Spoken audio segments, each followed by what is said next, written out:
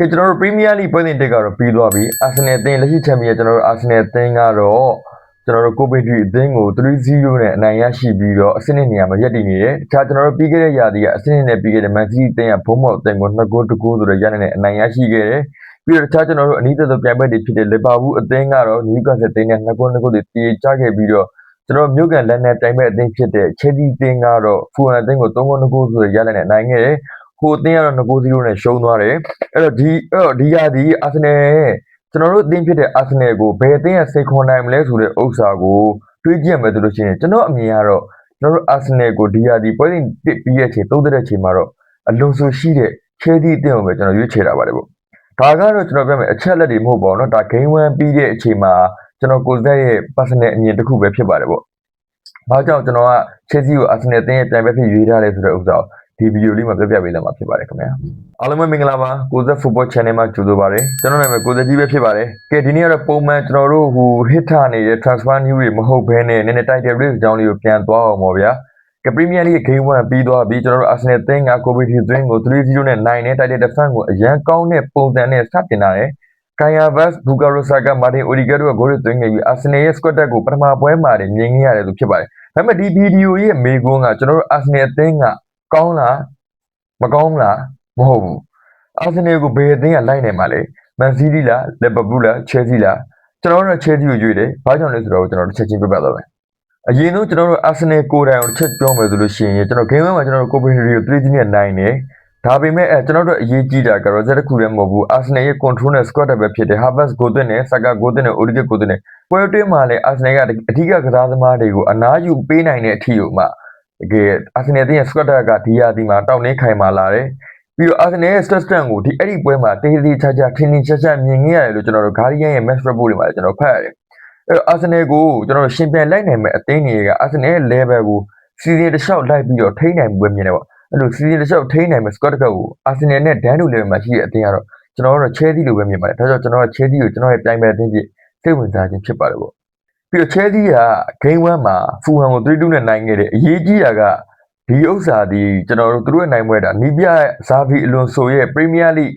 ကျွန်တော်တို့ manager ဖြစ်လာတဲ့ပထမဦးဆုံးပွဲပေါ့ဗျာအဲ့တော့ပြီးတော့သူ့ရဲ့ဒီပထမဦးဆုံးပွဲမှာလည်းရှီတဲ့3ရက်ဖြစ်တဲ့ Joao Pedro, Morgan Rogers, Copa မှာ3ယောက်လုံးကဂိုးသွင်းနိုင်တယ်ပြီး Joao Pedro ဆိုလည်းကျွန်တော်တို့ပွဲစပြီးတော့31စက္ကန့်မှာပဲသွင်းတယ်ဒါပေမဲ့ကျွန်တော် Arsenal ရောမမီသေးဘူးဗျာ Arsenal ကတော့တည့်တဲ့အတိုင်းပဲကျွန်တော် community ရှိမှာ24စက္ကန့်မှာတည်း Man City ကိုဂိုးသွင်းတာ Joao Pedro က31စက္ကန့်မှာဂိုးသွင်းတယ် Roger ကသူ့ရဲ့ Chelsea ရဲ့ပထမဦးဆုံး debut မှာဂိုးသွင်းနိုင်ခဲ့တယ်ပါမာကလည်းဂိုးသွင်းပြီးသူ့ရဲ့အရေးပါတဲ့ player role ကိုသူကပြသနိုင်ခဲ့တယ်အဲ့တော့ကျွန်တော်ကဒီမှာ Chelsea ကိုစိတ်ဝင်စားတာက Chelsea ရဲ့ attacking ceiling မှာအလွန်ဆိုရဲ့ကျွန်တော်တို့ football style ကအကိအလုပ်ဖြစ်လာရင်ဒီရှေ့တဲ့3ယောက်ကကျွန်တော်တို့ Arsenal ကိုအခက်တွေ့နိုင်မှာဖြစ်ပါတယ်ကျွန်တော်တို့ပြီးရင် Chelsea နဲ့ Arsenal လည်းပွဲစဉ်3မှာတွေ့ကြမှာပါပြီးတော့ Chelsea ကကျွန်တော်လူငယ်ကစားသမားအများစုနဲ့တိစောက်ထားတဲ့လူအဖွဲ့အစည်းဖြစ်တာကြောင့်ကျွန်တော်တို့ season ကြာလာလေးတိုးတက်လာလေးဖြစ်လာနိုင်တဲ့ potential တွေဖြစ်ပါတယ်ဒါပေမဲ့နောက်တစ်ခုရှိတာကကျွန်တော်တို့ Chelsea ကို Arsenal ရဲ့ challenge လို့ပြောပေမဲ့ perfect တင်းလို့တော့ကျွန်တော်မပြောဘူး game 1မှာသူတို့ရဲ့ weakness လေးမြင်ခဲ့ရတယ် Fulham သူတို့ငကိုပြန်သွင်းနိုင်တယ် Robert Sanchez ရဲ့ goalkeeping ကလည်းတကယ်မေးခွန်းထုတ်ရရှိတကယ် Chelsea ကိုသမားကျွန်တော်တကယ်ချင်းအသိကျွန်တော် Chelsea border fan တွေဆိုကျွန်တော်ပြောပြမင်းတို့ Chelsea ကဒီနေ့နီးပြလည်းကောင်းနေပြီဒါသမားလည်းကောင်းနေပြီသို့တော်မင်းတို့ဂိုးသမားလေးတော့ဖာထေးတင်တယ်ဂိုးသမားလေးကတော့တော်တော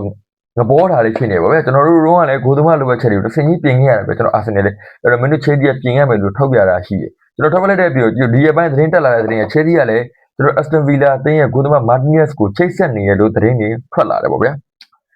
အဲ့တော့ကဲကျွန်တော်တို့ Chelsea ရဲ့ formula ရှင်းတယ် attacking ကောင်းတယ်ကျွန်တော်တို့ potential မြင့်တယ်ဒါပေမဲ့ခံစစ်ကိုအဆင့်မြင့်ဆုံးဖြစ်အောင်တည်ငြိမ်အောင်လက်ရှိမှာမထိနိုင်သေးဘူးအဲ့တော့ကိုအလွန်ဆိုပြင်နိုင်မယ်ဆိုတော့ဒီ Chelsea ကတကယ်ကို NES ရှိတယ်အနေနဲ့ဖြစ်သွားမှာပေါ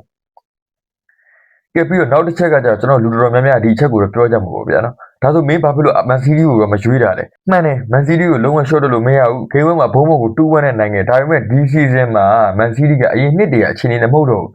းသူတို့ဒီမှာလုံးဝဘောလုံးရဲ့ guru ပတ် Guardiola မရှိတော့ဘူး Enzo Maresca က City ကိုပထမဦးဆုံးတောင်းယူတဲ့နှစ်ဖြစ်လာတယ်ပြီးတော့ Rodri ကလည်းဘာကာကိုထွက်ခေါ်တာပဲသူ့နေရာကိုအစားထိုးဖို့ Chelsea ကကြိုးစားနေတယ်လို့ Maresca ကိုယ်တိုင်ကိုထုတ်ပေါ်ပြောတာဒါကြောင့်ကျွန်တော်တို့က Man City မှာက new manager squad changes key position question ဆိုပြီးမိကုန်း3ခုပဲရှိနေတယ်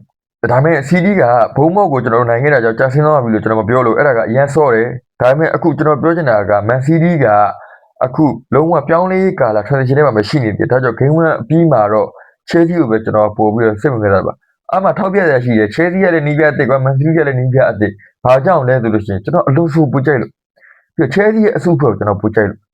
အဲ့ကြောင့် Chelsea ရဲ့အသစ်ခေါ်ရတဲ့ကစားသမား Roger ဆိုတဲ့ဥစ္စာကလည်းပြောမှဆိုလို့ရှိရင် Premier League ကျွန်တော် Arsenal ကလူခဲ့တဲ့ကောင်လေလူကျင်ခဲ့တဲ့ကောင် Premier League အတွေ့အကြုံရှိပြီးသားအင်္ဂလန်သားအဲ့အတွက်ကြောင့်မို့လို့ Chelsea လို့အတင်းမှာဓာတ်ရိုက်အတုံးချနိုင်တဲ့ကစားသမားမျိုးဖြစ်လို့ပြီးတော့သူ့ရဲ့ပေါ်ထွက်ပါလေဂိုးသွင်းတယ်လို့ဒီလိုအချက်လက်တွေကြောင့်မို့ကျွန်တော် Chelsea ကို Matthew ရဲ့ပူရွေးခြင်းဖြစ်ပါတယ်ပေါ့ကဲနောက်တစ်ချက်ကျွန်တော်တို့ထပ်မေးလိုက်မယ်ပြီးတော့ Liverpool ကိုမေးလို့မရဘူးပေါ့ဟုတ်တယ်မလားကဲ Liverpool လည်းမမေးပါဘူးဒါပေမဲ့ကျွန်တော်တို့ Liverpool ရဲ့ Game 1က Newcastle နဲ့တူတည်ရပါ Liverpool ကဒါတော့မှကန်ကောင်းလို့တည်ရတမတ်ရပြီးတော့နောက်ဆုံးမိနစ် penalty နဲ့တည်ရတမတ်ရခဲ့တာပါပြီးတော့ဒီဟာဒီမှာ Liverpool ရဲ့ defense line ကလည်းအစအပြန်တည်ဆောက်ရမယ်ဆိုပြီးတော့သူတို့ရဲ့ Liverpool ရဲ့ခန်းစင်မှုကြီး Van Dijk ကိုယ်တိုင်လည်းပြောထားတယ်ပေါ့ဗျာဒီပြ manager လည်းအစ်စ် Anthony Arola ရဲ့ error ကိုအခုမှစတ်မို့ဗျာဘုံမောင်နီးပြဟောင်းကြီးပေါ့အဲဒါကြောင့် Liverpool ကိုကျွန်တော်မရှင်းနိုင်ဘူးလို့မပြောသေးဘူးဒါပေမဲ့ Game 1အပြီးမှာတော့ Arsenal ကိုချက်ချင်းဖိအားပေးနိုင်တဲ့တင်းဖြစ်မှာ Chelsea ကိုတော့ Liverpool မကြော်နိုင်တာတော့အမှန်ပဲဖြစ်ပါတယ်ကဲအခုကျွန်တော် Chelsea ကိုပြန်လာကြည့်မယ်ဆိုလို့ရှိရင်ဗျာ Chelsea ရဲ့အားတက်ချက်ကတော့ momentum ဖြစ်တယ်ပေါ့ဒီဇာဘီအလုံးစုံသိရှိတယ် new attacking identity ရှိတယ်ပါမာကပြန်လာပြီးတော့ fit ဖြစ်တဲ့ position ကိုပြလာတယ်ပြီးတော့ Joao Pedro ရှိတယ် Morgan Roger လိုမျိုး player အသစ်ကသူ့ရဲ့ debut မှာလည်းဂိုးသွင်းနိုင်တယ်ပြီးတော့အသက်ဝင်လာတဲ့နောက်တန်းကစားသမား Lacrosse ကိုယ်တိုင်က assistant လုပ်ပေးနိုင်ပြီးတော့ game 1မှာအဝေးကွင်းဖြစ်တဲ့ Fulham တို့အသင်းကိုအဝေးကွင်းမှာ3ဂိုး2ဂိုးနဲ့နိုင်တယ်ပြီးတော့ Chelsea ကပြီးခဲ့တဲ့ season မှာအဆင့်နဲ့ပြီးခဲ့တဲ့အတွက်ကြောင့်မလို့ဥရောပပြိုင်ပွဲတွေလုံးဝသွားဆုတ်ကြမလို့ပြည်တွင်းဖလား3လုံးနဲ့ပဲသူက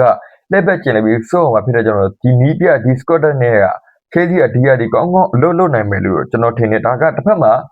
အားနေနေပြိုင်ပွဲတစ်ခုကိုရှင်ပြန်တဲ့ကြောင့်စိတ်အားငယ်တွေပဲနောက်တစ်ဖက်မှာကျတော့ကျွန်တော်တို့ update တွေအားသာချက်တွေအများကြီးဖြစ်နေတာတွေ့ရတယ်ဗျဒါကြောင့်ကျွန်တော် Chelsea ကိုရွေးရတာဒီချုပ်ပဲကျွန်တော်တို့ Premier League မှာကောင်းကောင်းဒုက္ခပေးလာနိုင်တယ်ပေါ့သူတို့ရဲ့ပွဲစဉ်ပွဲဆက်တွေမများတဲ့အချက်လိုက်ကကျွန်တော်တို့ Arsenal ထက်သွားပြီးတော့တပန်းတာတယ်ပေါ့ဗျာကဲအခုကတော့ကျွန်တော်မြင်ကိုတိုက်ရိုက်ပြောတာပါဒါကတော့အချက်လက်တွေပေါ့ပေါ့နော်ဒါ game 1ပြီးတော့ကျွန်တော်ကိုစက်ကြီးရဲ့ဒီ personal အမြင်ပါတကယ်ဒီ season ကျွန်တော် Arsenal ကို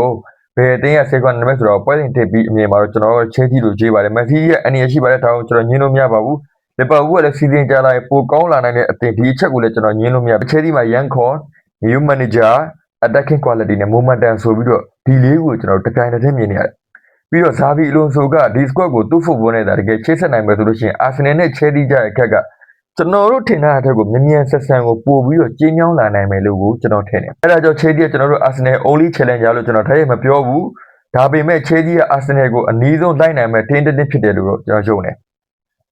ကဲအဲ့တော့ဒီ opinion ကိုတကယ်စစ်မဲ့အချိန်ကတော့ game 1မဟုတ်ဘူး season ကရှည်တယ် Chelsea ရဲ့ defense ကကျွန်တော်တို့ဘယ်လောက်တည်ငြိမ်ပါလဲ player injury မရှိဘဲနဲ့ဘယ်လောက်ကြာကစားနိုင်မလဲအလုံးစုံ system တွေကို opponent တွေဘယ်လောက်မြန်ဖတ်နိုင်မလဲအဲ့ဒီຢာတွေကိုကျွန်တော်ကြည့်ရမှာဗျာပြီးတော့ Arsenal နဲ့ Chelsea ဓာတ်ရိုက်တွေ့နေကနေစပြီးအဲ့ပွဲပို့ပြီးတော့ debate စစ်ဝင်နေတယ်ဖြစ်လာမှာပါဗျာလောလောဆယ်တော့ကျွန်တော်တို့ Aston Villa နဲ့တွေ့မဲ့ပွဲစဉ်နှစ်ကိုပဲကျွန်တော်တို့အောင်လေးနဲ့ဆက်ရမယ်ကဲဒါဆိုကျွန်တော် game 1ပြီးမှတော့ကျွန်တော်ကိုဇက်ရဲ့ ranking ကိုပေးရမယ်ဆိုလို့ရှိရင်ကျွန်တော်က Arsenal ဒါလုံးဝကျွန်တော် Premier League champion မှာထပ်ဖြစ်မယ် Chelsea ကျွန်တော်ရဲ့ရွေးချယ်မှု the biggest challenger ပေါ့ဗျာ biggest challenger for Arsenal and me ကျွန်တော်နဲ့ Arsenal အသင်းရဲ့အကြီးဆုံးပြိုင်ပွဲ challenger ကတော့ဒီဟာဒီ Chelsea ကိုကျွန်တော်ရွေးတယ် Man City ပြီးတော့ Man City ကိုရွေးတယ်နောက်တစ်ခုကတော့ပြီးကြလို့ရှိရင် Liverpool ကိုရွေးပါဒါကျွန်တော်မြင်မှာ season ကဘယ်လိုပြောင်းလဲသွားမလဲဆိုတော့ကိုစောင့်ကြည့်ရမှာဗျာကဲကန္နာတို့စီဆရာသမားတို့တကယ်ချင်းတို့အမြင်အောင်ဘယ်လိုနေလဲ Arsenal ကိုဒီ season မှာဘယ်အသင်းကစိတ်ခေါ်နိုင်မယ်လို့ထင်လဲ Chelsea လား Man City လား Liverpool လားဒါမှမဟုတ်တခြားတစ်သေးသေးပဲဖြစ်သွားမှာလားပေါ့ဗျာဒါမို့ကျွန်တော် Chelsea ကိုကြည့်ရင်ဘာကြောက်လဲဆရာသမားတို့ Chelsea ကိုကြည့်ရင်ဘာကြောက်ကြွေးမှာလဲ Man City ကိုကြည့်ရင်ဘာကြောက်ကြွေးမှာလဲ Liverpool ကိုကြည့်ရင်ဘာကြောက်ကြွေးမှာလဲဆိုတော့ကိုယ်မှကျွန်တော်ကြည့်ခဲ့ပါဦးကိုဇက် football channel မှာဒီအကြောင်းလေးကိုကျွန်တော်ဆက်လက်ပြီးဆွေးနွေးသွားကြအောင်ဗျာကိုဇက် football channel ကိုကြည့်ရှုနေကြတဲ့တယောက်ချင်းကြည့်ကြကျေးဇူးအများကြီးတင်ရှိပါတယ်ခင်ဗျာ